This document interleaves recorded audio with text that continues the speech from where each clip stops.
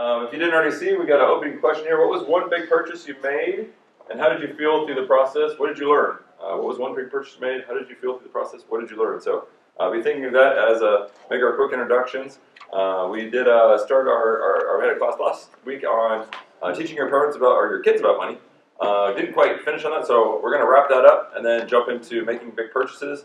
And then this is the last class of our Christian Finances series. So curious kind of what you've taken away from the class, what you would pass on to others. And because we have our teen class down, we got a few teens here, so maybe we can kind of tell them some things that we've learned and maybe some things that they can look forward to with this. But it is a discussion-based class, so feel free to jump in, as we can tell by our opening question. So before we get there, what are some ideas that you remember from last class? Those of you guys that were help the people out that weren't here. What are some things that we talked about with our kids and teaching our kids about money? How many of you guys were here last week? How many do I have? No pressure on you. 4, 5, 6. Model your behavior. Model your behavior with not only obviously with your character, Christian character, but also with your spending habits. Other thoughts? Teach them, right? It's not going to come from anywhere. Teach them good appropriate spending habits, good appropriate saving habits, how to give appropriately, right? Hopefully we're modeling that, but also teaching them about it. They're going to follow probably what you do, but teach them why you do what you do would be a good thing. Kind of like that allowances aren't such a good idea. Maybe not allowances aren't a good idea, but maybe be careful on how you word allowances, right? We talked about the word allowance, kind of meaning I have to give you something because you're at a deficit, right? You're lacking something. You're not capable of doing something on your own. You don't have ability to do it. So Dave Ramsey uses the word, here's your commission. So starting to get that word out there. Or here's your work for the chores that you did. And maybe chores outside of the normal general chores of just keeping the household going, right? So there's that expectation. Good. Yeah, you guys hit on some of these that I have. Teach kids on how to earn money or rewards, not to just expect a handout. So you're working for the things that you're doing. You're not just getting $20 a week just because you stayed alive for a week, right? But that you're working for what you earn and teach them good healthy work habits, right? Organize a structure for when they get it. So some kind of give, save, spend. We had little what are those bins called? Tupperware bins when they were young, and they had a give jar and a save jar and a spend jar, and they had to allocate their money and encourage them to use each one of those. Encourage them to give. Encourage them to save. Our kids, we have to encourage them to spend sometimes because they're such good savers. So with that comes let them spend their money and make some non-fatal mistakes with their money. It's a lot easier to teach them when they're 8 than when they're 28. A lot easier to come back from a mistake by buying a cheap toy at Dollar Tree or spending all their money at a candy store instead of all their money on a fancy street bike. Finding out that maybe was a bad idea. All right. Reiterate to them whose it really is and where all good things come. We have our kids in here, so I don't want to spoil anything, but I think they might be old enough. Hopefully we know that all good things come from the Lord above, right? That's no surprise. We talked about that. Psalm 24:1, the earth is the Lord's and everything in it. We said at this point should be a memory verse for our class here. That all good things come from above. I kind of left you with a spoiler last week, and this is something that I had a hard time with, but Linda, early on in our marriage, talked to us about. We had a conversation. She shared something I think on Facebook or something from one of the kind of the Christian people that she follows, but this idea of how much are we focusing on Santa during Christmas time? How much are we focusing on the Easter Bunny during Easter? How much are we focusing on the tooth fairy to give us these things? And are we placing our trust and allegiances in those things? And then come to find later on in life that maybe those things were a little bit more of a myth, we'll say. Well, now they start questioning, well, what about this God that I can't see either, that you told me all about throughout my childhood? And then I start equating God with these 3 other things. And we didn't want that for our kids, so we were fairly honest with them pretty quickly. And we had to have the conversation of, hey, don't ruin it for others. and we have to continue to reiterate them. But that's something that we want them to understand, that these gifts are from above, and we want you to know that this God, he does exist. Feel free to have conversations about that. So that could be a whole other class, but and then encourage their entrepreneurial activities when they have those lemonade stands they want to have, or their 3D printing booths, or they want to sell water at 4th of July, and they're trying to make an extra buck. Encourage them to go out and talk to people, and obviously safely. You're not going to just like, go run amok down the street, not supervise you, especially when they have a wad of cash. But encourage those activities. Teach them how to have interactions with others, even if maybe they don't have a whole business. Maybe even just letting them be 10 feet, 20 feet in front of you and pay for some groceries or some snacks or something with the cashier, and have some of those interactions. Learning how to be a good businessman or businesswoman and sell things and haggle, and all good things. Thoughts there? Things that came up while we mentioned that? So we talked about different age groups. We talked about maybe some things that you can strive for, and ideas based on age group. We didn't get to parents and ideas for you. What are some things that we should hold to? Well, Linda mentioned it. Model the behavior you want them to do, not just with your money. Be content. We talked about that quite a bit. Don't covet. Don't be greedy. Don't be a moocher. Right? Give back. Save. Use the weight rule yourself. We talked about the weight rule. Wait 24 hours if you want a small purchase. See if you really need it. And then maybe 2 weeks, 3 weeks, maybe even a month if you got a big purchase. We talked about that with kids. We should be doing the same, and we'll talk about that as well with our class today on making big purchases. Maybe you go a month and you find that maybe it wasn't as much of a I need to have that as we thought. In Steve Diggs' book, in his No Sweat, No Debt books, he says, what parents do with liberty, kids will do with a license. What do you think he means by that? What parents do with liberty, kids will do with a license. Well, kids watch their parents, and that's their model. So now they think that's what is supposed to happen. Exactly. So what you do kind of in a controlled, moderate level, your kids are likely to take to the extreme. You may have seen this in some ways. Maybe our kids are overly, we talk about saving a lot. Maybe we talk about saving so much that all they want to do is save. So we need to talk about, we can spend a little bit too. But when it comes to maybe mom and dad do a little bit of social drinking on the side, right? And they do that when they have small children. Now they give anything to go back and change it today, because now they're addressing grown kids that use their parents' liberty as a license to drink or use drugs a lot more than socially. So you've probably seen kind of your kids take that to an extreme and use it as a license when maybe we're just thinking of it as a liberty. Not that I'm saying that we should go out and drink socially. I'm just one of the examples. Talk about situations that you've been through. Talk about debt. Obviously, don't scare them with it. If you're in financial turmoil, you don't want to scare them to death or anything. But talk to them about, I made some mistakes. Maybe I should have saved more before I went to college and didn't have this college debt looming over me, or maybe I relied too much on my credit card, or have some of those conversations so they don't fall into those things. Share that experience with them. Let them know how that went.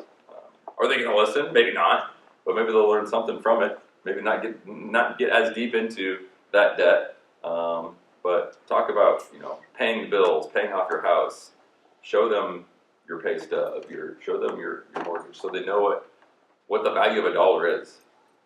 At first, they might be like, "Wow, you make that much money," and then you're like, "Yeah, but we got to pay for this, and this."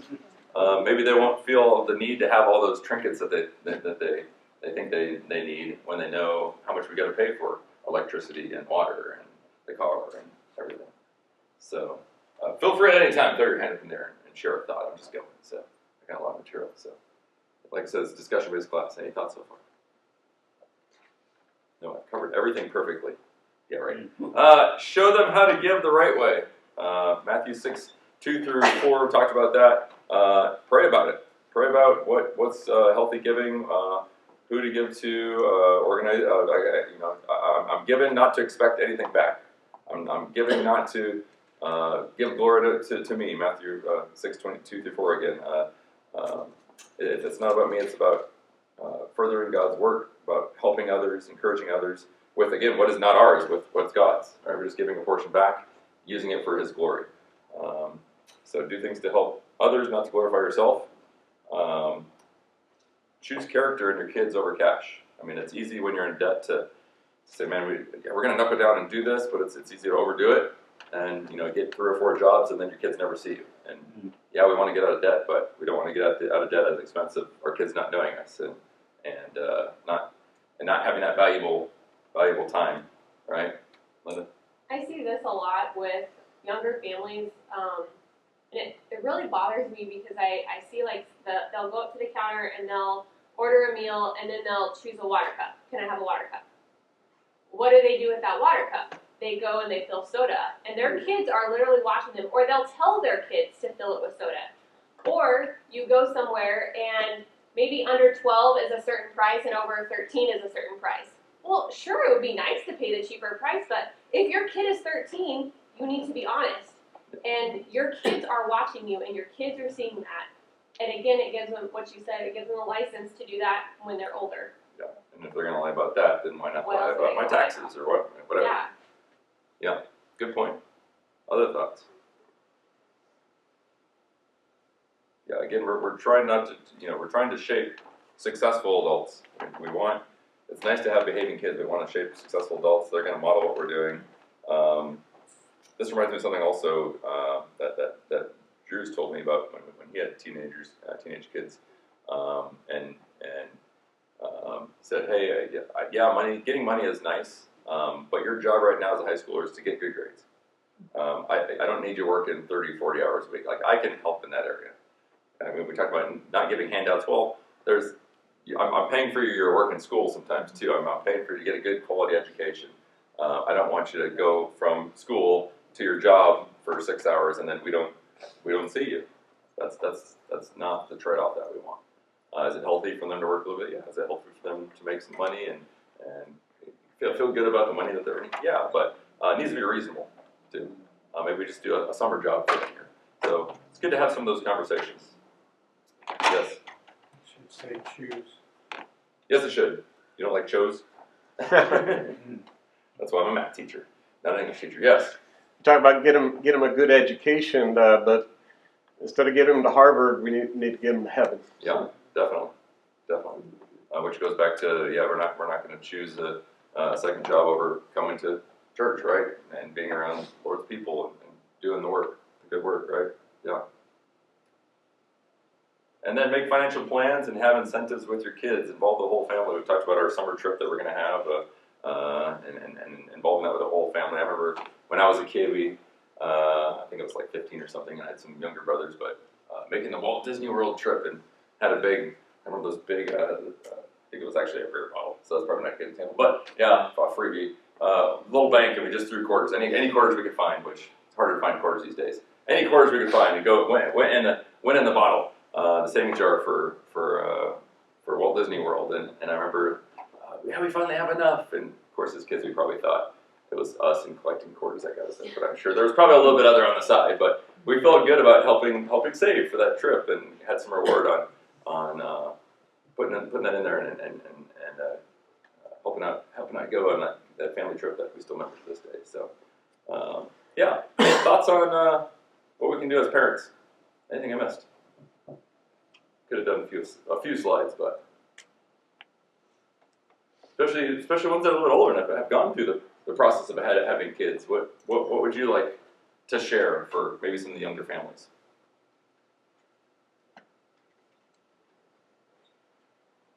Nothing. We didn't do anything great.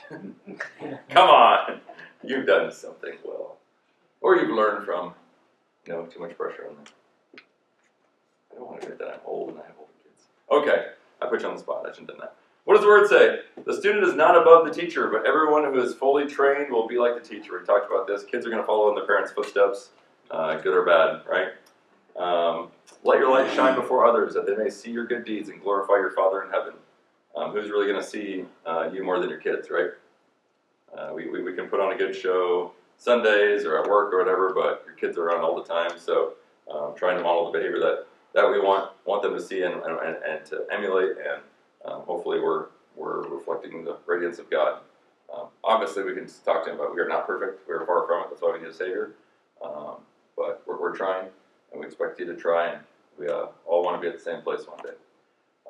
So don't be too prideful to get some help with your finances. Don't be prideful to seek some counseling if you need to, or talk to a Christian brother, or just go and look at resources. I mean, this stuff was huge for us early in our marriage. This Financial Peace University class that we took early on was huge in our marriage. We would definitely recommend things like that for anybody. Financial Peace Junior, Smart Money, Smart Kids book for the younger ones. That are all good stuff. So, any questions on or closing thoughts on kind of wrapping up last week's lesson on teaching kids about money? I'm going to keep throwing them out there, so be thinking if maybe 3 slides ago you thought of something you can bring up, you can still bring it up. Yes? Robert Kiyosaki has a family game called Cash Flow. Cash flow? It's supposed to It's like a board game? Yeah. Okay. it's similar to Monopoly in a way. Okay. It's supposed to teach cash flow. Yeah. Anybody played the game Cash Flow or seen it? No. My kids like the Game of Life. They like that one. We don't have that, but when we go to the in-laws, that's the first thing that they get out of it. They like the Game of Life board game. Yeah. Any other suggestions for those with kids? I really like what you said about showing them sometimes what you make. I remember one time I did that with Evelyn. Wow, it's a lot of money. I'm like, yeah, watch how many hands are in my pockets. You know, I want you to like Come down here and look where it's all and then going. what I'm left with. Before I even pay the bills, yeah. I'm like, oh my Yeah. gosh. Yeah, what's FICA? Yeah. What are these taxes you're paying? What are those taxes going towards and whatnot? Yeah, it's good to have those conversations. I really wish I would have known more about some of these things that are coming out of my pocket. I really wish I would have known more about mortgages before we had our first mortgage, because that was the blindsiding shock there, which we'll talk a little about here. So that was our second last class. Jumping in today's class, making big purchases. I'd like to do a wrap up too. So going back to our opening question, what was the big purchase you made? How do you feel through the process? What do you learn? We tend to think cars and houses only, but big purchase might be furniture, or maybe to a teenager might be a new bike or whatever. What's a big purchase you made in your eyes, and how did you feel through the process? What did you learn? Yes, sir, Ken. When I bought my first car and financed it, of course, I was 19. Then my dad co-signed because I couldn't get approved for it. Yeah. And I learned real quick a monthly payment really sucks. Going Yeah. from no monthly payments to $300 plus insurance really sucks compared to a 97 pickup truck that was like $60 on insurance to $200 in insurance. Now I have $500 a month out of my pocket immediately. Yeah. You know? And how good did it feel when you paid that off and you didn't have to worry about that? Amazing. 4 years later, paying it off, best feeling ever. Yeah, yeah. And then paying something that I continue to have to pay off this interest and stuff on something that's appreciating. Yeah. Really stinks too. So yeah, I agree. Not a fun way to go sometimes. Yeah, again, a car purchase, I learned that even more today, it's easier to buy a car, especially if you're going to buy a used car. There's resources out there. Car Guru, you can go around and shop from your home, find who's selling it, what price, what's the interest rate, all that ahead of time. Yeah. And then you get there, and if you got a trade-in, and trade-in's a bad deal all the way around. You shouldn't do a trade-in, but if you have to do it They that want way, your car so they can turn around and sell it for more, right? Yeah. yeah, if you have to do a trade-in, best thing to do is don't show your cards up front with that. Act like you're just going to be paying full cash or a loan, and then when you get to the end, then say, oh, by the way, I have a trade-in too. Yeah. Because if they do a trade-in at first, they're going to value it at a lower price than they would at the end. Out of curiosity, what could I get for that trade-in that Yeah. you mentioned before? Yeah. So there's lots of things that, dealing with the car dealer, you have to, keep coming down in price. They go, let me go talk to the manager, I'll come back, all that. You have to play that game. And then even when you get the lowest thing, just say, well, you know what, I changed my mind. Just start walking out. Oh, wait a minute, Yeah. come back. And Always be you have to play the game. Always be okay with walking away. So yeah, it's patience. And they're going to try and get you to stay as long as possible to invest your time, so you don't want to walk away. But Yeah, don't go car shopping when you need a car. Go car shopping when you don't need a car. You don't have to make a quick decision, right? When we You're- bought you're our gonna- black minivan, they were telling me it was an old beat up minivan. We were trading in on it. And they when they gave us $300, I said, no, I want $800 for the trade in. And even that was, it was worth like $1,500. Anyway, they wouldn't do it. Oh, 300. No, I said 800. Oh, well, I walked out. I drove literally off the lot. 10 miles later, called me back up. Well, come back. We'll give you that 800 for the trade in. Yep. You just got to play the game. Yep. I had a similar situation with my first car. Fortunately, my dad taught me. It was like, $6,000 vehicle. Offer them five grand. They're probably not going to take it, but that's okay. So yeah, sure enough. No, we 5,600 maybe the lowest we can go. Next day they give me a call. Hey, would you take 53 or something? He's like, tell them 51, and hey, we didn't notice that it didn't have any car mats, so we'd like some car mats too. Yeah. So he said 51 and some car mats. Like, sure, yeah, and it's amazing how that changed when you weren't on the lot anymore. That they were wanting to make a sale. So yeah, I still remember that to this day. So yeah, and how many more, like you mentioned, how many more resources do you have now with researching cars and purchasing cars? How you can shop around. I mean, back in the day, you went to the dealership, or you found a used lot maybe, which is pretty sketchy, or maybe you go private and just talk to somebody one-on-one, and then you don't know what you're getting there. So how many more options do you have these days to do that? So yeah, Get things in writing too. get things in writing. Yeah, like Yeah. for example, when we bought our new cooker at the shop, it was like 21,000, and US Foods said, "Oh yeah, no, we can get you payments like 0 interest, like $450 a month for 4 years or whatever." I'm like, "Hey, great, we'll cash flow that out." They took the whole 21,000 out of our account as soon as we got the cooker. And you had nothing to back. Yeah, Back because what I they didn't said. sign. I just trusted their word. They can talk all day long, but it's not on paper. Yeah. Oh, one other thing on a car purchase, don't shop monthly payment. If you're telling this is the monthly payment I want, they're going to figure it out and they're going to make it an 8-year loan or whatever. You know what I mean? Yeah.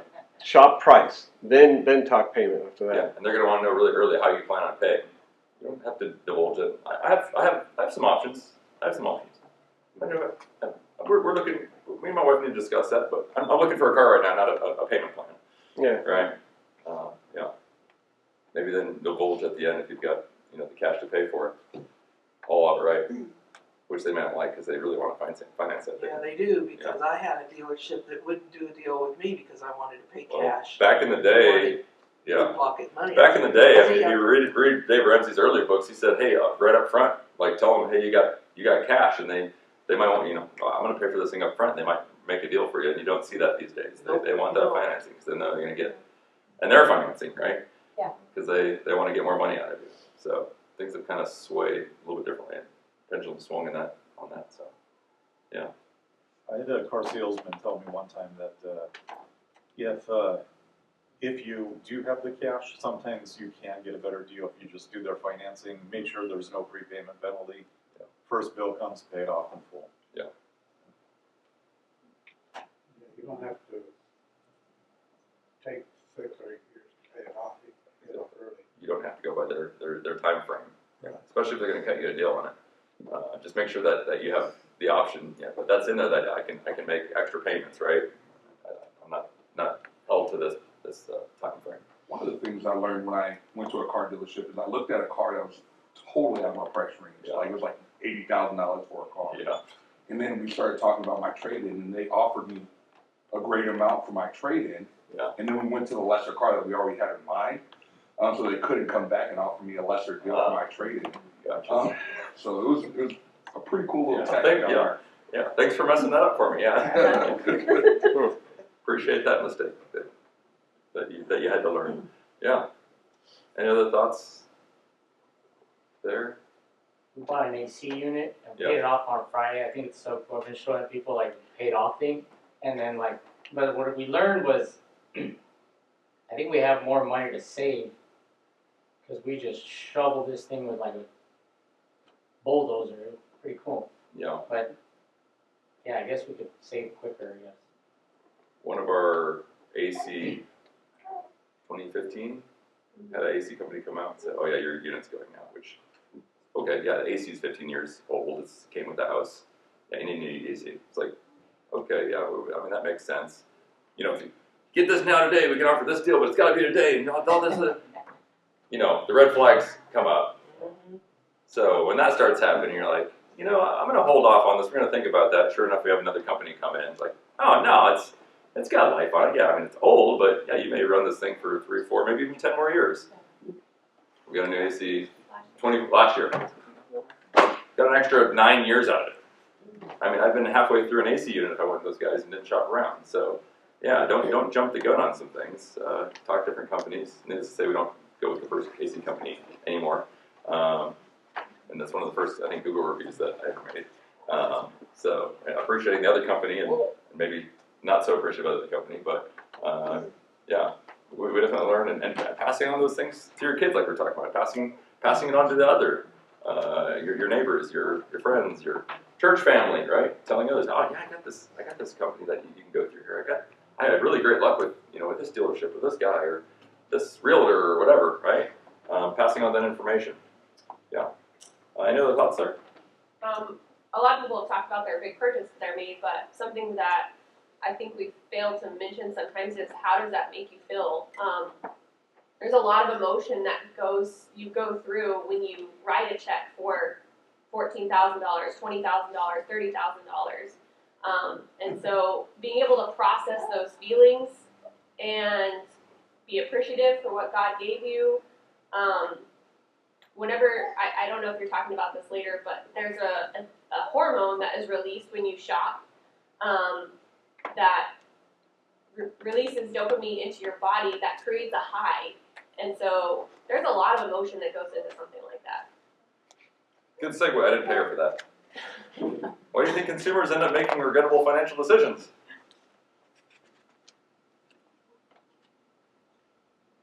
Pressure They from get the caught up salesman. in the moment. Get caught up in the moment, Pressure from the salesman. pressure of the salesman, keeping up with the Joneses we've talked about in the past, What about paying right now? social status. Yeah, don't worry about paying right now. You don't have to worry about the payment now. You can worry about that later. Worry about that for 45 days. 45 days. Interest, we got interest-free financing, right? All this business. Until the time frame comes up. Yeah. The shopper's high, I'm sure we've all kind of all experienced, right? The shopper's high. Yeah, dopamine is the primary chemical that kind of creates that urge to shop, often called the reward molecule. It's actually more about the anticipation of the pursuit of a reward than the reward itself. Have you guys noticed, like, if you go shop online, right, you're excited about this, oh, it's coming in the mail, you're excited, and then it comes and you open up the package and it's kind of worn off now. Yeah, and then your body's kind of wanting that bag. Hey, I gotta let's get back online. That wasn't good enough. Let's go look at I need this thing for the thing. I need the bag on the bike, I need the lights for the bike. Yeah, I mean, and it keeps going, right? It's called the reward-seeking loop, right? And that's not the only hormone. We got serotonin and endorphins, or kind of the happy hormones, are released during the act of shopping. Cortisol, known as the stress hormone. If our stress is too high, sometimes we go stress shopping, right? You've heard of that. Oxytocin, sometimes called the relationship hormone, can be triggered by positive interactions with salespeople or shopping for gifts for others. So we're not only fighting society, but we're kind of fighting the hormones within ourselves too. So that contentment that we're talking about before, and knowing that, hey, this isn't ours. This is God's money. Thinking about what I'm spending can kind of help counteract that, and planning and having a conversation. That weight roll, right? Let those hormones come down. Do I really need that? Let's have a conversation. Do we need this new truck? Do we need this new house? Do we need this? Might just be a laptop, new phone. Do I need the next iPhone? I had the 4. I don't know we're even on. Kids, you can help me with iPhone. Are we on now? 17. I had the 14, 15, and 16. I got to keep it going, right? Got to get the 17. I can't miss a number. It's got to be sequential, right? Yeah. Other thoughts there? You have something that you have to save up for, and plan and scheme or whatever to come up with the savings that you need to get it. A lot of times that's a lot more fun than actually having it. Yeah. Once you bought it. Yeah. And then sometimes you're saving, like, I have the money to buy it, and you're like, I don't want to get that. I mean, I can keep saving, and maybe I can get this, right? Yeah, so sometimes that savings can be that reward too. Yeah. Since the teens are in here, since David's out, You guys notice at school, maybe people walking in with a fancy shiny new clothes, bag, phone, Starbucks, gotta have the Starbucks cup. Kids all the time at my school, they walk in with Starbucks, there's no food or drink allowed on campus, so they gotta throw it away. Next day, guess what? They walk in with a Starbucks cup. Just because they have the Starbucks cup. Look, I got the Starbucks cup. Paid $7 for a drink. Not about the drink, it's about the notoriety, right? I'm cool, I got a Starbucks cup. Got to toss it, I didn't even drink it in it, but I got a Starbucks cup. Well, now it's Dutch Brothers, man, that's Starbucks. Right? You guys see some of that? We're allowed at my school, we're allowed to have food and drink Yeah. before the bell. Yeah, So yeah. Do you see? I You, see like at you see a lot of it, or like food. the parents that every day drop off their whatever they Uber Eats something to the main office, and the kids get to go pick up their Chick-fil-A for lunch, and it's like, all the time. That's a lot. That's a lot. Yeah. I would forget to buy. Oh yeah, you forget to pack a lunch. Yeah, every once in a while, but every day with the Starbucks, every day with it. Right? That's not it. It's about the notoriety. I got. Look at me. I got canes for lunch. You're eating your cafeteria food. I got canes. Right? I mean, it happens at the teen level, but I mean, the adults don't we do the same thing?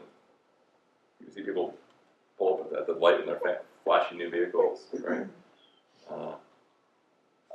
We don't see the price tag behind those, or the payment, or they're behind on their vehicle that they pull up in. But yeah, I mean, society definitely is scheming to get our money, right? The plans of the diligent lead to profit as surely as haste leads to poverty. Not the first time that we had this verse. It should be a memory verse 2 by now. Proverbs 21:5. How can we make plans for big purchases and be sure that we're not too hasty? Make plans for big purchases, be sure we're not too hasty. If you're not single, you have a discussion with your partner Talk it out. and work out the budget. Use a spreadsheet. Use a spreadsheet, make sure you have the money to pay for it. Even if you are single, talk about it with somebody. Talk about somebody you trust. Weigh some options, pros, cons list. Pray about it. Pray about it, for sure. Pray about it. Godliness without contentment is great gain, for we brought nothing to this world, we take nothing out of it, but if we have food and clothing, we'd be content with that, right? Pray about it. Another slide in here. Did I skip it? No, it's coming up. What's some other, that's later. Other things that you think of. Make big plans. Budget for it. Talk about it with people. Pray about it. I have a good friend, he's thinking about buying a house, but man, this guy's thinking about buying a house. Yeah. You know? And I'm looking at him and I'm like, brother, all I see is you're just putting a noose around your neck and you're about to kick out the chair, man. Yeah. You gotta think about what you're doing here. Yeah, Dave Ramsey did, if not the biggest, one of the biggest studies of millionaires. I think he had like over 10,000 millionaires that he surveyed. And what he found was millionaires lived way below their means. Even though they could afford the new car, they didn't get the new car. They get the nice used car, right? Even though they don't have, they like the nice fancy house. They didn't tend to get the nice fancy house. They got what they needed. Now we're not talking about CEOs. Like we think millionaires, we think CEOs and so on and so forth. Less than 15% of millionaires are CEOs in senior positions. I mean, we're talking teachers and everyday people who are wise with their money, who built up some savings, who paid off that house early, who paid off their debt early. People who live below their means are tends the ones who get to that point of being a millionaire. And you wouldn't think that about millionaires, but their lifestyle is what they found. Yeah. I remember for sure who it was. It was Warren Buffett or somebody rich and famous, driving an old pickup truck. Mm-hmm. Yep. I think it was him. Watch out, be on your guard against all kinds of greed. Life does not consist of an abundance of possessions. Talked about that one before. Luke 12:15. Honor the Lord with your wealth, with the first fruits of all your crops, and your barns will be filled and overflowing. Your vats will brim over new wine. Another one that we talked about. If we're looking at it as the Lord's, we're less likely to just go out and blow it, right? So I've considered these things, and I'm ready for a big purchase. Now what? We talked about waiting for it. We talked about praying for it. We talked about fighting that impulse. Budget for it, right? Average car payment's about $600 per year. Maybe I drive that clunk around for another 2 or 3 years, throw that money into a car fund, right? Now I've got Average car payment is how much? about $600 a month. Oh, a month, okay. Did I say years? Yeah. Yeah, and I've got a little chart for that. $600 a month. Imagine putting that money. Average. Yeah, imagine putting that money to you instead of to the bank, right? Drive that clunk around for a few more years, and now I can go in with, I mean, do the math. 600 kids, 600 times 12, $7,200, right? Times 2 or 3. That's a good chunk of change to go into a nice used car, right? If any of you likes wisdom, you should ask God who gives generously to all without finding fault, and it will be given to you. Pray about it, for sure, for sure. So if you Do your consider these research, things, too. huh? Research. Do your research, too. yep, research. What's best for you specifically? Yep, do your research. Go to the library. We were at the library yesterday, and I was just curious. Hey, do you guys carry consumer reports? You don't have to buy consumer. You can go check out consumer reports at the library, right? And look around. Yeah, shop around. So some car buying stuff. We kind of talked about it. Dave Ramsey's got kind of an approach to car buying. Set your budget, save your money, research the right car for you. Just talked about it. Shop at the right pace, the right place. Shop around. Get an inspection. Negotiate a good price, and make sure you finish the paperwork like we talked about. Do the paperwork right. Average car loan for a new car, $40,000. Used car, about $27,000. New car financing, on average you get about 7%, 11% for a used car.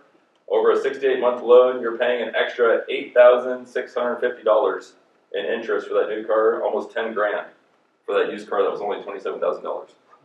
Take 2-3 years to save up for it. That's why we've never had a car payment. Because I saw this early on and I didn't like paying extra money, especially on a depreciating asset. So, Right. I don't believe in buying new cars, but I had to one time. I was the driver, I had that car, and the only one the bank would let me buy was a new one. oh wow. Because I still owed them the old one. Yeah, maybe. I did, but I got 237,000 miles out of it. Yeah, take good care of your car so it lasts. Yes, buy a new car as soon as you drive it off the lot. I've heard it loses like 9% of its value as soon as you drive it off the lot. Home buying tips: be debt free. Get 20% down. That way you don't have a PMI. Some guys like that's a lot of money. Yeah, around here that is a lot of money. But not having that extra insurance in case you miss your payment is nice. Keep your mortgage payment down to 25-35%. That way you've heard of being house broke, right? Get pre-approved and review your agents. Dave Ramsey, we talked about quite a few classes ago. We got a 15 versus 30-year mortgage, not even like a 50-year mortgage. Well, yeah, the bank would love that because over a $250,000 loan, which around here is good luck getting a great house at that, right? $250,000 loan, $250,000 loan, 15-year, you're going to pay a total of $336,000 for that house. You're up to $470,000 for a 30-year mortgage. So $130,000 that you could have had in savings 15 years earlier. Imagine putting $130,000 into a mutual fund for an extra 15 years, right? We got a little slide on that too, which I got to go to pretty quickly. Yes. I don't have a problem with the 30-year mortgage, but pay it off in 15 years. Pay it off earlier. Because if things change, the monthly payments on 30-year mortgage. Yeah, you got to make sure you can afford it. If you're going to go that 15-year route, which is all the reason to have a good down payment to get that thing down. Refinance to maybe get your rates lower if you're going to be in a house a little bit longer. Yep. Also, pay twice a month rather than one payment a month. Yeah, if you're already in a 30-year, pay more than your every 2 weeks. Your minimum payment. Yeah, pay that thing down. The quicker you can pay that thing down, that's more money that you can put towards retirement. More money you can put towards college funds, etc. So pay that thing down as quickly as you can. Since the kids were here, there's a couple more things in here. If you guys can throw some money in early, that'll help. Okay. There's a Dave Ramsey little scale here. This isn't obviously not perfect because the market fluctuates. But Jack starts investing at 21 years old, starts throwing $2,400 in a year, stops at age 30. Blake here starts at age 30 and keeps investing and throwing in 24 until 68. He never catches up to Jack. Jack, even though he only paid for that 10-year period, that time frame, that compound interest, which you learn about in high school math eventually, right? That compound interest takes off. He's got almost doubled. He's got an extra $1 million. Invest early, even if it's just something. You're tempted to, with that summer check, right? Go buy fancy new stuff, get what you need, throw some into an account. You got a birthday coming up? Maybe, hey, can you throw some money into the account for me? Into some kind of mutual fund, and great chance, parents, again, to talk to them, how does mutual fund work? If you don't know how that stuff works, you don't have to go to a financial investor. I mean, you can, we went this route, and it's paid off, okay? One other fun chart, we talked about debt, we talked about saving for your future. What should you do first? I like charts. Should you pay off your debt, or should you save for the future, or do a little of both, right? If you invest while paying off your debt, first invest after you're paying your debt. Notice you're $1 million. I think this is average. This is your average school debt. So if you start chipping away your school debt and start investing at the same time, you actually don't catch up if you just knock out that school debt and then start throwing it into retirement later. So knock out. That's what we talked about: paying off that debt, using that debt snowball, and then doing it in the positive direction. So a lot of good resources out there. Yes, sir. Two things to consider. One is, what kind of return can you get on your investments? And number two, what interest rate are you paying? And if you have a credit card, it's very difficult to earn enough on your investments to pay the interest that you're paying on the credit card. So that's why paying off the debt early. Paying off the debt early. Makes a lot of sense. Well, yeah, and people talk about tax breaks and stuff like that. It doesn't usually. That doesn't usually go in your favor. You know, try and get those kind of tax credits and things like that. You're getting more for your money by paying off that debt and then putting that money to work for you in the spots that you want it. Now, obviously, there's bad investment practices, so invest wisely. But yeah, if you invest wisely, it can be a good thing, especially in the long run. So hopefully you got something out of this class. I really wanted to have some time to do some chats on what you've done from having started this class. What are some conversations you've had? Maybe some things that you've tried. Some things that you want to try. Definitely would like to have some conversations with you. I'm sure Drew would. I'm sure John would. So appreciate you guys being part of this class and being willing to talk in this class. And hopefully you got something out of it. If you have any questions, comments, concerns, please let us know. And we got it on video if you need to go back and watch something. So feel free to do that. Thank you guys. Have a great rest of your day. And thank you for having us and being part of this class. Appreciate it.